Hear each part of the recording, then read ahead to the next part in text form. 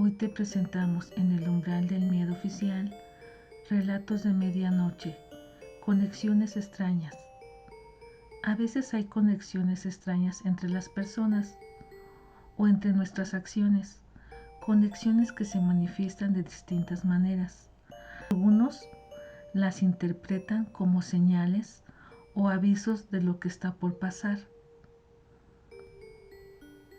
Llegando al hospital, mi abuelito se empezó a sentir mal. Esta historia es breve, pero no por eso deja de ser interesante. Pues un día, mi primo Jonathan, quien es el más chico de sus hermanos, se puso muy mal. No recuerdo con exactitud qué fue lo que tenía, pero el caso es que lo tuvieron que llevar al hospital porque estaba muy mal. Y en el hospital, los doctores veían que se ponía peor. Para esto, él siempre se ha caracterizado por ser una persona muy sencilla y siendo el más chico, pues era doblemente consentido y querido, no solo por su mamá, sino por mi abuelito paterno, que en paz descanse. Mientras mi primo estaba en el hospital, le fueron a avisar a mi abuelito y que corre al hospital con mi tío. Llegando al hospital, mi abuelito se empezó a sentir mal y le comenzó a dar como un paro cardíaco hasta que falleció. Lo extraño de todo es que cuando mi abuelito falleció, siendo mi tío el único testigo, mi primo se empezó a aliviar y a estar mucho mejor de salud, hasta sanar. Después de esto, todos creen, o al menos eso pareció, que mi abuelito se fue para que mi primo se quedara. La verdad es que no hay una explicación lógica. Además, mi primo no solo es físicamente muy parecido a mi abuelito, sino también en sus actitudes, según mi tía, quien es la hija. Historia de Miguel Padua Hernández.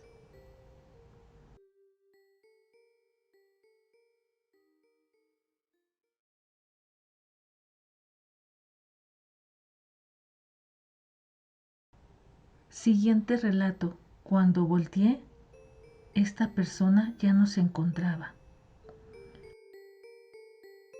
Hace como 3 años me había peleado muy fuerte con una amiga que también fue mi novia. Y bueno, llevábamos casi 1 año y medio sin hablarnos. Era muy feo lo que sucedía porque si nos veíamos y pasábamos frente a frente, no nos saludábamos ni nada. Y como que yo siempre le quería llamar por teléfono e intentar arreglar las cosas porque me había dolido mucho ya no tener esa comunicación tan fuerte de la que gozábamos antes. Y que esa amistad se hubiera perdido. Un miércoles soñé que me arreglaba con mi amiga y bueno, me levanté medio raro y se lo comenté a un amigo. El siguiente miércoles soñé lo mismo y se me hacía muy raro que haya soñado lo mismo en 2 semanas. Se lo volví a platicar a mi amigo y él me dijo que Dios estaba intentando decirme algo. El próximo viernes tuve que ir a arreglar unos papeles del ejército. Mientras me encontraba esperando mi turno en la fila, la persona que estaba atrás de mí se puso a platicar conmigo y conforme fue pasando el tiempo, esta persona me comentó que se me veía que tenía un problema con alguien, pero que no me atrevería a arreglarlo. Me llamó mucho la atención y continuó diciéndome que él me iba a dar un consejo, que me iba a servir para toda la vida. Me dijo que nunca me fuera a la muerte sin decir lo que pienso o siento. La verdad, como no puse mucha atención a eso, total, en ese momento me tocó mi turno y entré a la oficina para arreglar mis papeles. Cuando acabé, volteé para decirle que le tocaba a él y ya no se encontraba ahí, lo cual me sacó mucho de onda. Llegué a mi casa y estuve pensando y pensando que era mucha casualidad que haya yo soñado todo eso y que justo el tercer miércoles se me haya aparecido esta persona. Entonces entendí, al fin, el mensaje que me transmitió. Después de observar el teléfono durante algún rato, me decidí y llamé a esta amiga, lo cual hizo que finalizaran nuestros problemas. Hasta hoy en día me sigo preguntando quién sería esa persona y si sabría todo el bien que me hizo.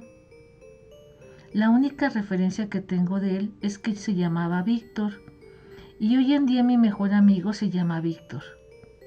Relato de Isaac Esquivel.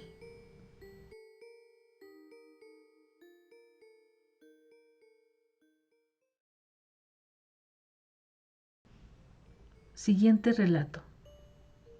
Cuando iba al baño veía unos sapos. Esto pasó en Tlalpujahua, Michoacán. Había un matrimonio que tenía muchos hijos y ya no quería tener más.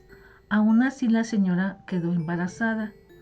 Su esposo, al darse cuenta del embarazo, se molestó y lo comentó con unos amigos. Estos le aconsejaron que le preparara a su mujer un brebaje para que abortara, pero cuando se lo dio, ella no se lo tomó. El señor volvió con sus amigos reclamándoles que el brebaje no había funcionado. Le aconsejaron que se lo volviera a dar, pero que él debería estar presente cuando se lo tomara. La señora se lo tomó y él se fue a trabajar. Al regreso, la señora le comentó que ya había abortado y que habían sido 3. Fueron pasando los días y el señor le decía a su esposa que cuando iba al baño veía unos sapos que no lo dejaban hacer del baño y que le molestaban por todos lados, por lo cual muy pronto cayó enfermo. La esposa le dijo que se fuera a confesar y que le contara al padre lo que había sucedido. El padre, tras escuchar todos sus pecados, le dio la penitencia de ir a la iglesia a velar 3 noches seguidas a ver qué veía. La primera noche no vio nada y así se lo comentó al padre. El padre le insistió que volviera otra noche a ver qué veía. La segunda noche fue y vio a un obispo decir su misa. A la noche siguiente observó a un sacerdote ordenándose. La cuarta noche vio a una monja dando su doctrina. A la mañana siguiente fue y le contó al padre todo lo que había visto. El padre le dijo que esos eran sus hijos que había perdido por soberbio, los cuales lo iban a sacar de pobre. El señor murió de la pena. Relato de José Gabriel Martínez Cuevas, Tlalpujahua, Michoacán. Siguiente relato. La última voluntad de la Oxisa para estar entre sus amigos. Extraña tradición en la hacienda de San Blas, en las afueras de la ciudad de San Luis.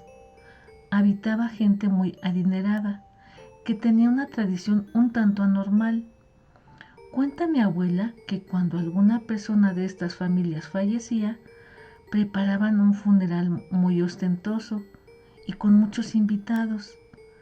Arreglaban la sala de la hacienda de forma muy vistosa y en ella cabía mucha gente. Al centro ponían el féretro rodeado de sus 4 cirios. Al llegar toda la gente, mientras unos se ponían a rezar el rosario y otros lloraban, algunos se preguntaban por qué estaba cerrado el ataúd. La gente se empezó a fijar en una persona que estaba sentada entre ellos, muy bien vestida, pero siempre callada. Se preguntaban quién sería o qué relación tendría con los deudos. La gente murmuraba diversas teorías acerca de su identidad, mientras los más osados pidieron abrir el ataúd. Entonces, los dueños de la casa les dijeron que la persona por la que ellos preguntaban era la muerta. Al preguntar los conocidos el porqué de esta costumbre tan macabra, los dueños de la hacienda contestaban que la última voluntad de la Oxisa era estar entre sus amigos para no sentirse sola, lo cual despertaba los más encontrados comentarios sobre los invitados al funeral. Después de este, se procedió al entierro como si nada hubiera pasado. Relato de Hugo José García, San Luis Potosí. Siguiente relato. Era la muerte que estaba detrás del niño. Esta leyenda me la contó un amigo. Un día cuando la mamá de mi amigo estaba embarazada de él, Se sentía muy mal y fue a casa de su mamá para que ésta le diera su masaje. Su mamá la empezó a sobar. Pasó un gran rato y ella se quedó dormida. Unas horas después se despertó y ya tenía que irse a su casa. Entonces su mamá la acompañó a la puerta y la despidió. Lo sorprendente pasó cuando la abuela de mi amigo regresó al cuarto en donde sobó a su hija y observó que el techo estaba completamente manchado de negro, con moscas. La abuela de mi amigo le dijo a su hija que era la muerte que estaba detrás del niño que traía en el vientre. Relato de Alim Ballesteros. Siguiente relato. Se vio ella misma acostada con el libro a un lado. Mi mamá me contó en una noche de no sé qué año. Ella estaba leyendo en su habitación.